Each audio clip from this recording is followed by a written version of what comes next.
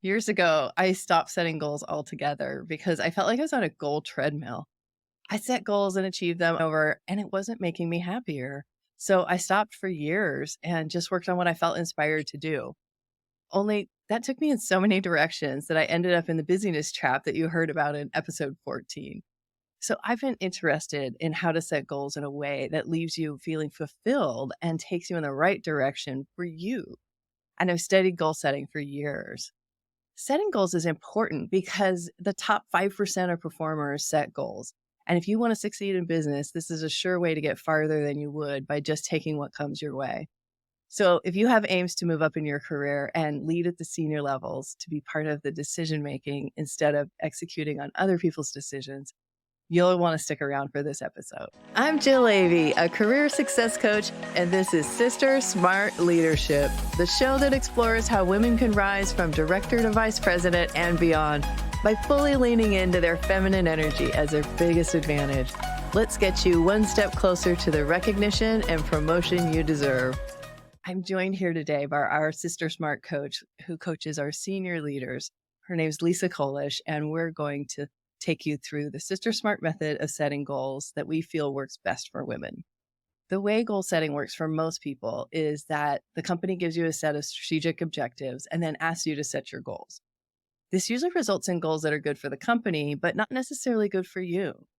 Instead, think about setting goals in alignment with both your organization and your own desires in order for you to feel motivated to do what it takes to accomplish them, including overcoming the predictable and unpredictable obstacles along the way. So using SMART goals alone is how I ended up on that goal-setting treadmill, checking boxes, but no fulfillment or alignment with your true purpose in life.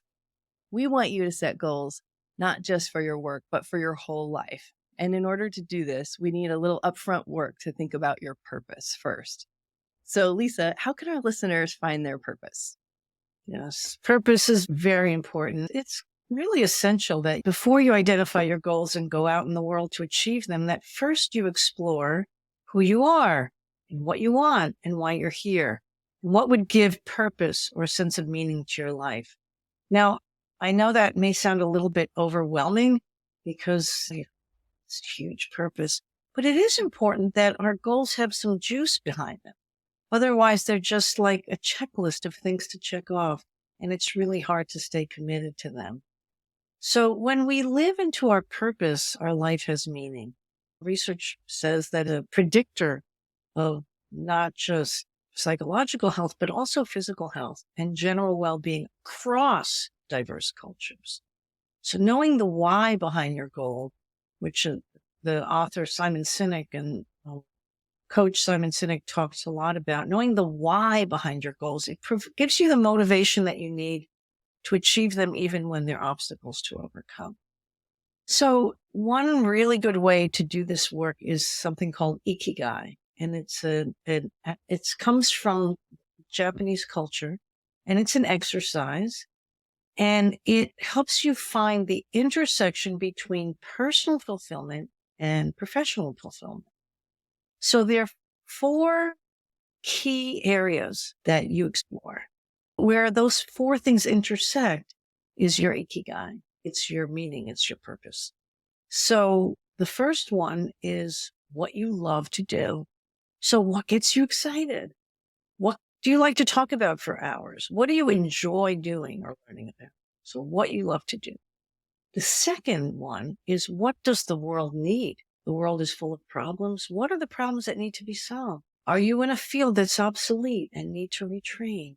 What are the solutions or help that people are looking for? So what does the world need? So what you love to do, what the world needs. The third one is what you can get paid for. What are people or companies, organizations willing to pay for? And how competitive is your field? So that's what you love to do, what the world needs, and what you can get paid for. And the fourth area is what are you really good at? What are you great at? What do people come to you for advice on? Where do you feel at ease in your work? And if you're not sure about what you're great at, get some feedback. Ask some of your coworkers, ask some of your colleagues, ask your friends, ask your family, what are you really good at that fits that? So those four areas, what you love to do, what the world needs, what you can get paid for, and what you're really good at, they intersect somewhere. And that's your ikigai or your. Thank you so much, Lisa. I love that Ikigai exercise. It really helps to fill out what could be your purpose, because some people think that their purpose has to be some lofty thing that I have to change the world. And yet, purpose can be something that's very simple but meaningful to you. So, as we talk about goal setting, we first want to talk about ends goals because this is the piece that's missing from the SMART framework. No one ever would have landed on the moon from SMART goals. And so we need this extra piece that's creating your vision. And the ends goals are the way that we do that. So the thing is that SMART goals are really helpful. And I think that they maybe even work better for men because men love to track things and measure things, and they tend to be linear thinkers and kind of competitive with numbers and wanting to improve things. But I see that that doesn't always work for women. Women tend to not have so much of that competitiveness to them and that kind of tracking and looking at the numbers all the time. So it tends to be less meaningful for them. But what women are great at is setting a vision and creating what that scenario might look like for them in the future. And so this is more about what you envision and what you see happening for you, where you want to go. And so when you set an ends goal, you set that goal for the future, but you don't worry about what it's going to take to get there. You don't have to have all the answers, and you don't have to know all of those stepping stones in between here and there. You're just setting that very end vision to you. So a good way to describe this is through an experience that I had. So I was out buying a house. My husband and I moved to New Hampshire, and we had a real estate agent who was helping us find a house. And we had just a few days to find something because we'd flown in because a company was moving us. And so we looked at about 8 houses, and we had this list of things that we were looking for. And we wanted something that was in the city. We needed sidewalks to walk our dogs. We needed a fence for the dogs, and it needed to be 2-bedroom because I like a small house, so I don't have a lot to clean. And then we wanted to be able to walk to the grocery store, and I wanted to be able to ride my bike to work, so it needed to be cycling distance from work. And then we also needed a garage because we had 6 motorcycles at the time. So that was our list, and our agent found all kinds of places that fit this criteria, but nothing was working. And so before I even understood ends goals and means goals, I did this process. I said to my husband, this isn't working and we need to try something different. And that's our philosophy, is we always try something different if whatever we're doing is not working. And so we sat down, and what we did is we set our ends goals for this instead. And so what we came up with was that we wanted a house that felt warm and welcoming. And we wanted a house that made guests feel comfortable because we were moving across the country, and we wanted to have people come visit us, and we wanted them to come back. And we wanted a garage with ample room for these motorcycles. And we wanted easy access to workouts because that's really what that walking was about. And we wanted a place where the dogs could exercise easily. We also wanted to feel welcome in our community. And that list that we had in the beginning was trying to get us these things. And so when we set these ends goals, where we set this vision of what this life was going to be like for us, the real estate agent found us our perfect house. And we still talk about how great this house was. And guess what? It was not in the city. It was in the suburbs. It did not have sidewalks. It did not have a fence. We built that.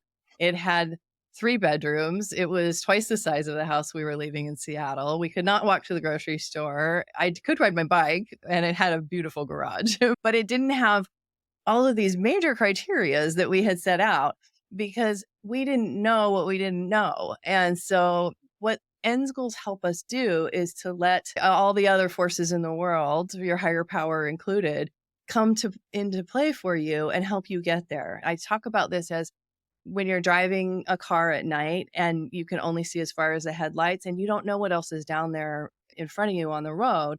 And you can only see, this is what you know is what's in the headlights. And so when you're setting these ends goals, you can leave it out to not knowing how you'll get there. And then you just set that vision instead. Yeah. Yeah. What you're talking about, what it makes me think of is that you're talking really bit, how do you want to feel How do you want to experience the house?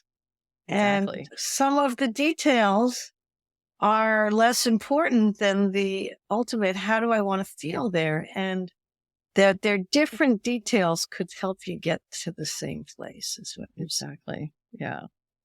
So, okay, so you have your ends goals. Let's say you've set your ends goals. Well, then it's time to actually look at the means goals.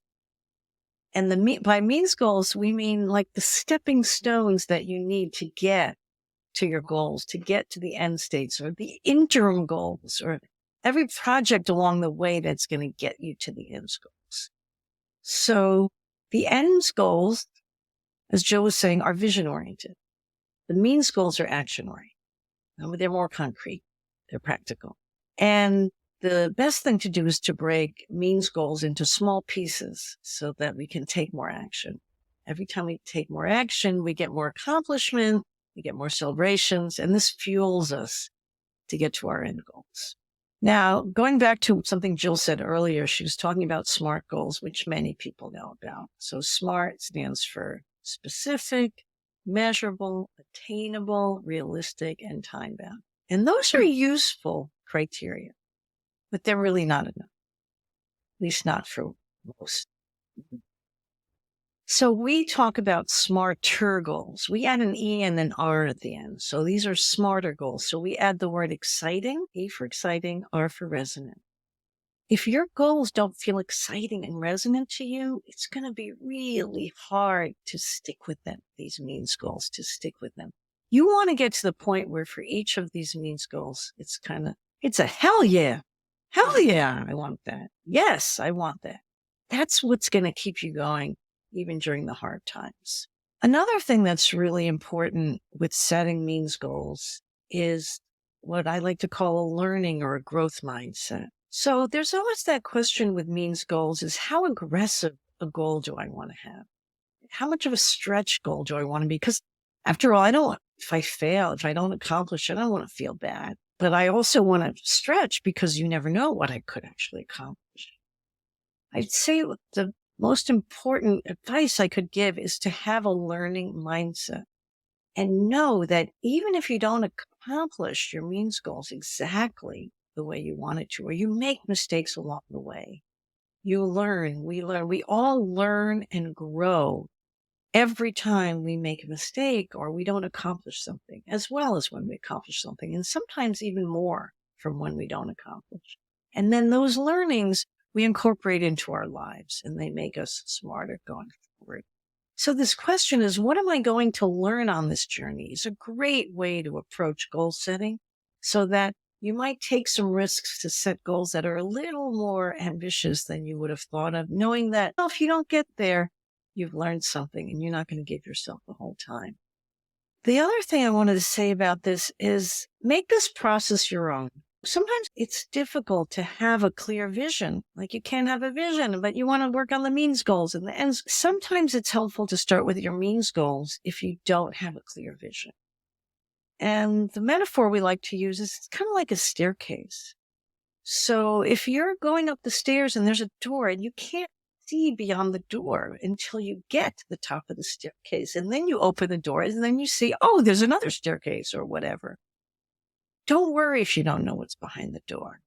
Sometimes, like I said, it's helpful to set some means goals and get into action about them. And as you move forward them, you might see either the next means goal or you might see the end goal that you're trying to go for. So start wherever you are and work from there. That's such a great advice, Lisa. I remember one client that went on her personal strategy retreat and she was just struggling with figuring out her ends goals. She just couldn't quite get her vision together. And so what she did was she went to her means goals because she knew some actions that she wanted to take. And then she was able to, through those actions, then see what that vision was and create the ends goals and then the means goals to fill that out. So it's really important to, as you're saying, to make it your own and to just do what's working for you in that moment. And that may change even year to year of how you want to set your goals and what vision is coming together for you. The other piece is, who do I need to be, right? Who do I need to be in order to accomplish my means goals. Did you want to say something about that, Jill? Yeah. Yeah. Hey, this is an important piece because we're going to need to be a different person than we are today when we are that person that's accomplishing that goal. There's going to be something that's shifting and new for us. And whether it's a little thing or a big thing, we're going to change and grow in that process. And so it's really helpful if we think about how we will be when we get there and start to grow ourselves into that bigger person. I like to compare that to those Russian dolls that nest in each other. We have to kind of become a bigger and bigger version of ourselves as we grow throughout life. And as we take on bigger things and do those stretch projects that you were talking about, we have to have that mindset of seeing ourselves actually doing that. If we can see ourselves doing that beforehand, the whole journey becomes easier if we've got that vision to start with. When we're thinking about that ends goals and that new bigger self that I was talking about, Lisa, what is your advice for how can we really envision that next stage for ourselves? Yeah, so it's like you said before that you're going to be a different person when you get there because you will have had some whole new set of experiences when you get to your end goals. And you'll be more evolved. You'll be bigger. You'll have a different energy about you. So it's really useful to start seeing yourself now as that person so that you can step into that vision. What I do and what I suggest clients do is that they actually close their eyes and they imagine that they're there at the end of those end goals or and at that vision, and just imagine themselves at that time of their life. And maybe it's a wiser, elder future self. And one thing that's really important is the connection to meaning. So your goals you set because they had some kind of meaning for you, some kind of purpose, taking us back to Ikigai, these end goals. And so they're obviously important to you. And so just close your eyes and imagine yourself having accomplished those things that you wanted to. And imagine what wisdom that person who's you might have for you. And that is a wonderful way to start seeing yourself as that person in a different light. Oh, that's so beautiful. I can't wait to do that. And I hope everybody listening will take a moment to do that too. And what about habits, Jill? I know habits are a big part of this. They are a big part. I like to think about what are the things that I'm going to need to do that are different from what I'm doing now. So what kind of person do I need to be that I'm not being now? So an example here would be last year, I made a big effort to become a voice on LinkedIn. And I had to become a different person. And I always encourage all my clients to do this same thing as well. But I had tried to make an effort on LinkedIn for years actually, and I had been posting but it was a little bit haphazard and I was trying to fit it in the cracks. And that never works. So I decided, okay, I'm going to really do this thing and I'm going to be the kind of person that has a following on LinkedIn. And so what I did is I actually scheduled into my calendar and I spend an hour each morning doing comments on other people's posts. And I spend time every weekend working on my own posts. And so I had to become the kind of person that devotes time every day to being on LinkedIn and interacting with the community there, finding my community. And I also have to be the kind of person that works on my craft of writing as well and creating content that people will appreciate. So that was a major shift for me in both my day, my workload, and my identity too. And Lisa's going to talk a little bit more about the identity here, but when we can figure out these shifts that we have to make and what our actions are going to look like, then it can help you to see what sorts of habits you need to change. And so I had to change some habits as well. And one great place to start when you're talking about habit change is we have two books that we recommend here. And one is Atomic Habits by James Clear. And the other is How to Change by Katie Milkman. And we'll put some links to those in the show notes for you. To figure out which habits am I going to need to change to be able to get to these goals is a very important step. And then, so we can do a couple of things to create habits. One thing that Katie talks about is using fresh starts. So the new year is a great time for fresh starts, is why people set New Year's resolutions, but also spring or the beginning of summer or the end of summer and the fall can be a good fresh start time. So if you can kind of find your reason for fresh start, that can be really helpful. Setting your intentions and really setting your mindset and your environment up to be able to create this new habit is important too. And then one of the things that Atomic Habits is famous for is what's called habit stacking. And so if you can find another habit to tag this habit onto. So, and his example is when I brush my teeth, I'm going to floss. And so what I'll do is when I get up and have my coffee, then I'm going to meditate. And so stacking things together helps you remember to do them, really. Then we make it attractive. So it has to be something that you want to do. When you were talking, Lisa, about the ER and the smarter, making it exciting and resonant. And this is how we can make habits stick for us, is that we actually want to do them.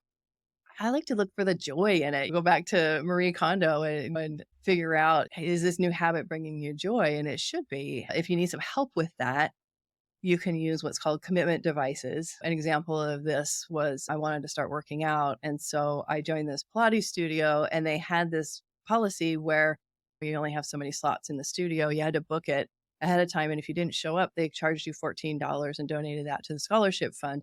Well, $14 wasn't going to break my bank, but it was enough motivation that I didn't want to spend that money every week. And so I made it the thing. And that got me back into a habit of working out because I'd really lapsed and I'd gotten out of shape. And so I needed to really establish doing exercise as a whole new lifestyle. And so that was really helpful to do that.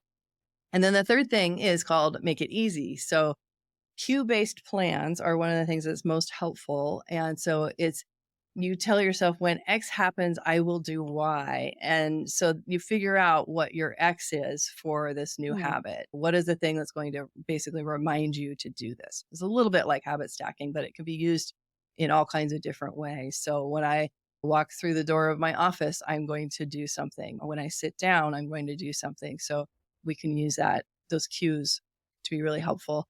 These are ways that we can reduce friction to creating the new habits. And then the fourth thing in creating good habits is making it satisfying. So this is the reward piece of really rewarding yourself for every little step of the way and every achievement of every time you do it, particularly in the very beginning. You really need to celebrate every little thing you did. And so find some rewards for you. I'm the queen of creating silly little rewards that help me to keep going on things. And like, I'll just withhold something from myself and then give it to myself as a reward, or even just a special cup of tea can be a reward for me. Also, there's something called streaks where you can use a calendar and put an X on the day every time you did the thing that you want to do. And counting your streaks is really helpful too, because then you get a certain amount into a streak and then you don't want to break it. I know I meet my meditation partner at 5:20 a.m. every day, and we have been doing this since July. And so neither of us want to break our streak. And so we've taken the holidays off and a few sick days, but we keep going. And so that it's incredibly motivating now because we really don't want to stop this.